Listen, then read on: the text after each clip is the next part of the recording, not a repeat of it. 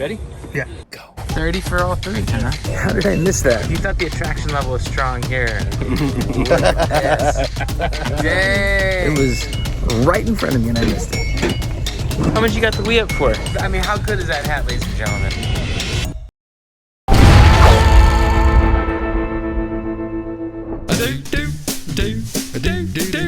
Mort. Hey,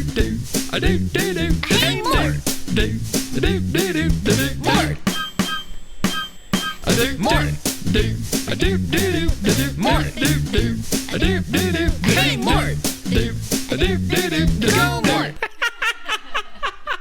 Fellas, ladies, gentle babies, it's Mort. This is my garage. I gotta say, after finding Bomberman 2 in the wild last week for about half the retail price, I'm feeling pretty great about going back out and seeing what else is there. Is he making you do all the work?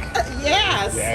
What's going on with that? First booth is a reseller's booth that I regularly encounter at the swap meet. He has some Dreamcast games out. Of particular interest to me is Resident Evil Code Veronica. Code Veronica really was the first real step into Resident Evil in a 3D way without pre-rendered backgrounds that really made the series shine. I already own the game on the Nintendo GameCube, but the value on it is so much more than the Dreamcast version. The Dreamcast version is not different enough from the GameCube one to justify such a gap in price, so I'm kind of on the lookout for a copy of it on the Dreamcast so I can sell my GameCube one and make a little bit of cash in the process, but we'll see.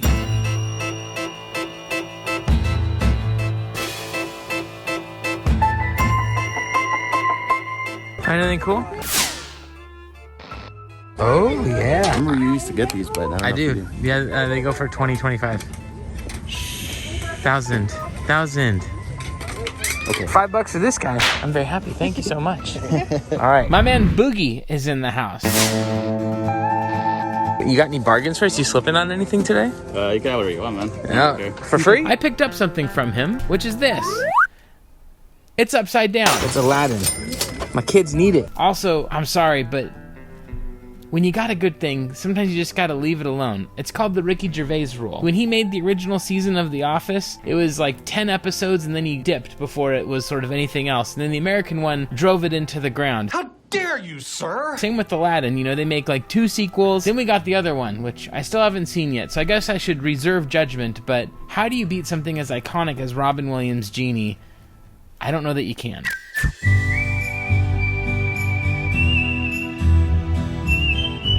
Teddy? What's Ruxbury? You love to cuddle with it, be honest. Nicole sometimes is like, "Scoot, honey, can the bear sleep on the floor tonight?" I'm like, nah, it's too snuggly. Look at this bear. Come dream with me tonight. Look who else is here. What's up, dude? Happening. Not much. What'd you find today? Nothing, he did. Okay. bunch of Did you t-shirts. buy a bunch of Pretty much shirts? bought all the shirts. Okay. What are you asking for these? You take a trade, I give it 20. 30 for all three, huh? I should have bought these 3 games for $30, but I didn't. How much do you want for this guy? It's fine. I'm pretty happy with that. So you got how many cards? Let's see. I don't know, about 2,000 cards. Pokemon Sports. Are they Pokemon Sports? Wait. Like Pikachu baseball? That'd be really awesome collaboration. In another edition of Catch Mort Slipping, 65 for the Wii U console? 65. Nice work, buddy. I walked by this booth earlier in the morning, but completely passed by and didn't see it. How did I miss that? It was right in front of me and I missed it. You know, just because there's a lot of competition out there doesn't mean it's all working right. When I was in 4th grade, The Simpsons came out with their very first episode, that Christmas special with Santa's Little Helper. I had to record it because there was so much hype, and so we recorded it on our Betamax cassette player. When the idea of a whole season of your favorite show was on a couple of discs, mind-blowing. All of you who are watching this right now that are like, wow, you're old, just wait. You'll be old one day too.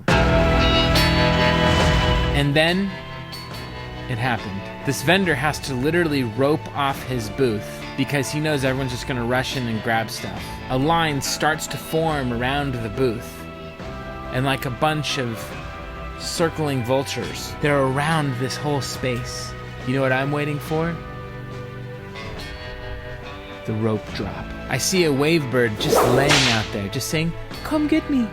Come in behind me. And the vendor's just watching calmly, just like, put that over there. Okay. He won't make eye contact with us. He knows what's about to happen. The birds are chirping at the booth next door. Our eyes look at one another and then we look away. The vendor ascends the ladder, looking out upon us, and we all look at him for his hand to drop. And then his hand drops. Now here's the problem. I totally forgot to record this part where we all rushed in, so I'm going to use some film clips to show you exactly how it went down.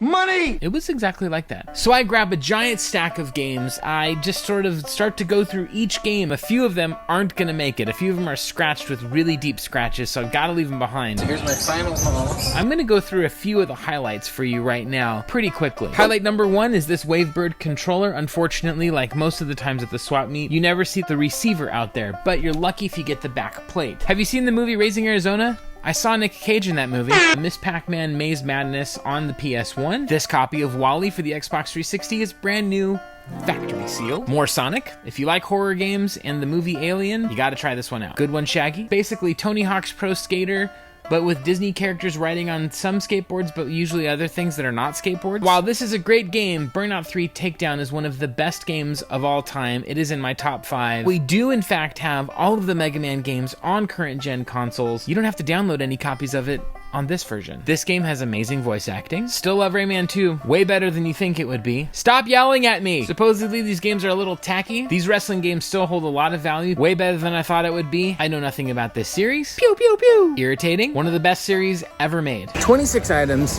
$130. I think I'll basically double my money, but it is a lot of work because a lot of small items. The unfortunate thing is I had to wait a little while for that booth to open up, and I may have missed out on a bunch of stuff that's been dropping, because right now is kind of the time when everything comes out. Normally I skip over the toy vendors that resell toys because they usually just have tons of Skylanders and then like PJ Masks figures. I know what PJ Masks are because I have very young children, but I was wondering if there'd be any amiibos hidden in any of these vendors' booths. This guy was 15. Look how happy he is. Time for a game of Is This Metal?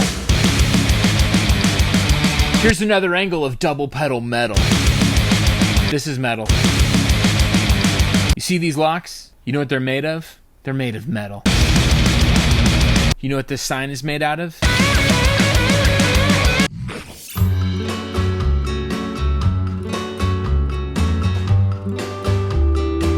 So I head back to the reseller's booth that had Resident Evil before, and I found a couple of things that I dug through and tried to get a good deal on. First item is 007 Legends on the Wii U. This game's price is going up because supposedly you cannot download this online as you can with the PS3 and Xbox 360 versions.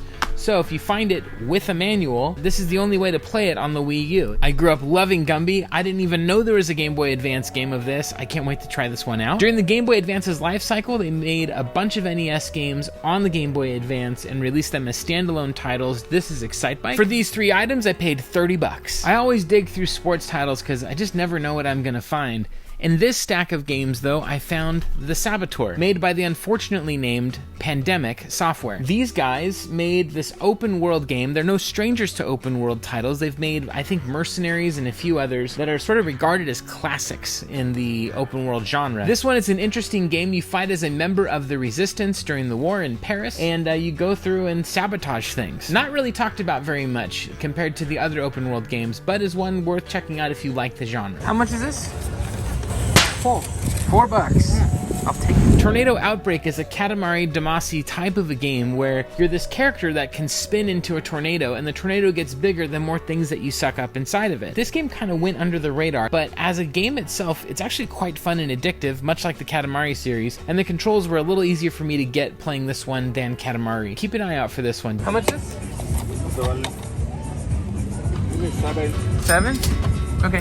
Got these controllers for $25 for both. Goes for about $60 online. Pretty happy with that.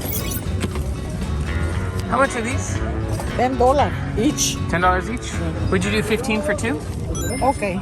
Thank you. Let's keep this handheld train going and see if Michael's booth has anything for us. Oh, guess what? He does. Here's Kirby's Block Ball on the Game Boy. Dr. Franken for the Game Boy. I know nothing about this game, but based on the really interesting art on the cover of the label, I thought I'd give it a shot, and some of these random games end up being a lot of fun. Pokemon Puzzle Challenge is one of my favorite puzzle games ever made. I'm always gonna have my heart for Super Puzzle Fighter. However, I played hours and hours of Pokemon Puzzle League on the N64 with my brother growing up. This game is essentially that game for the Game Boy Color. It plays great, it's fun, it's got a kind of little RPG mode in it that's pretty fun to play. There's an uncommon racer. Did you know that Capcom made this game? It's called Auto Modelista. What's interesting is it has this cel-shaded graphics presentation to it, and the cars are all drawn really cool, but the critics at the time weren't sure if it was a simulation or an arcade-style game, and it didn't really do either of those very well. It's interesting as a Capcom game because they published this one, but as a racing game, there's better ones out there for sure. Did you know that Atlas?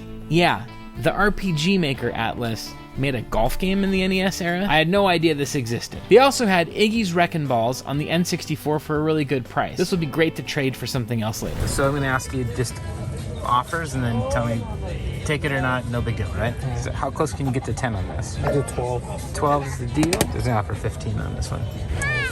Okay. Kirby's Dream Land doesn't have a price. It'd be 20 on this one. Yeah. Okay, I'll pass on that one. I was gonna offer 8. Okay. Pokemon Puzzle's good at 15. Blade you got at 15, I was gonna offer you 10. Auto Modelista is good at 15. No manual. 15. Okay, I'll pass on that one. This one's complete. It's got 25. 25, okay. How close can we get to 10 on golf? fine. Okay. 85 bucks? Mm-hmm. Well, it's a deal. Thank you so much, man. Things will get better when it's Easter. Are you still sick? Are you still sick? People will be happy if I go. I won't go out again. Another beautiful day with beautiful people. None as beautiful as yourself, of course. But I hope that you enjoyed yourself, and I'm looking forward to seeing you next time here at Mort's Garage. You take care. Though I've never been free enough. Why would you mess with my head? Cuss and then repeat what I said.